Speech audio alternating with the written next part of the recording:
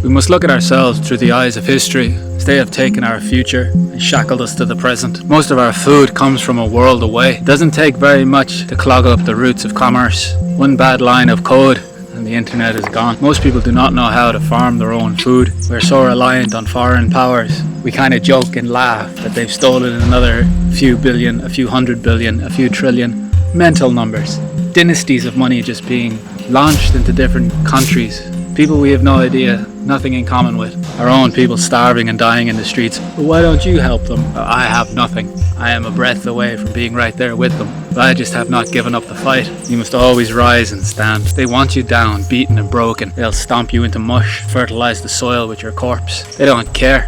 All we look at in history is atrocities. The main thing we are all attracted to is the glory and the regalia and the jewels and the conquest. Oh, it is amazing to look at history. The great men and women of the past who conquered vast territories. They're usually done by sending the peasants first to bleed the host nation dry. Because of their good heart, they welcome them, they feed them, they house them, and then they keep sending people until the country's coffers are empty and there is no money left. And then the next thing to come is the word of a holy, righteous man saying, take it. You did not build these houses, nor dig these cisterns. They are here for you. Take them. We've all heard of Tartaria and the old world. How did these people get there? How were the houses built? We're going to see very soon how houses can be just left vacant. You just don't write about the people you took it from.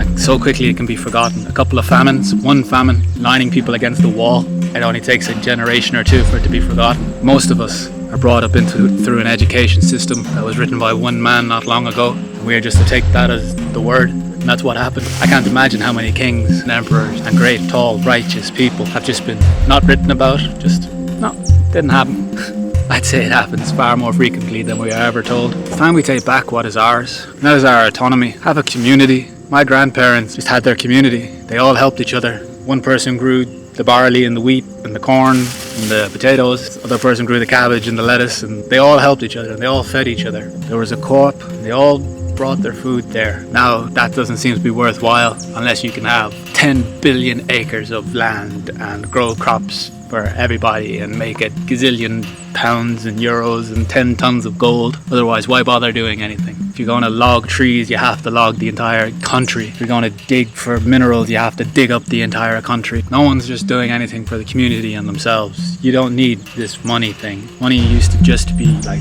I owe you so many chickens, I just can't quite give them to you yet. And now it has become a status. Wealth, I have this much paper number. It's all a figment. It's so many currencies have just hyperinflated and just become worthless. You can buy $1 zillion Zimbabwe and whatever the hell they used and buy them for a cent. Most of our own currencies are worthless now. We know that. And most of the food is poison. We know that. We can't pronounce half the ingredients. And if we're looking through our life through the eyes of history, if I was to read about this today, happening 500 years ago, you'd kind of just laugh and be like, what were they doing? They let these people just take everything and did nothing, and were happy enough being fatted calves waiting for the slaughter. No wonder they're doing it. Nobody is standing up to them in any sort of way. And who do you even go after?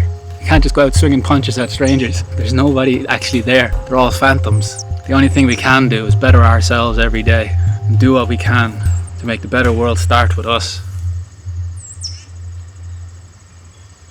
Godspeed.